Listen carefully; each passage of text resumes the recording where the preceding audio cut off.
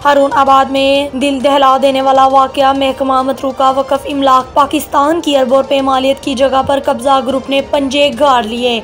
महकमा मतरूका वक़्फ़ इमलाक के अफसरान भी इस बहती गंगा में हाथ धोकर खामोश। हारून आबाद शहर में चर्च गुरुद्वारा मस्मार करके महकमा मतरूका वक़्फ़ इमलाक पाकिस्तान की अरबों रुपए मालियत की जगह पर कब्जा माफिया ने पंजे गाड़ना शुरू कर दिए और साथ ही कीमती अराजी पर प्लाजे और दुकानें तामीर करना शुरू कर दी।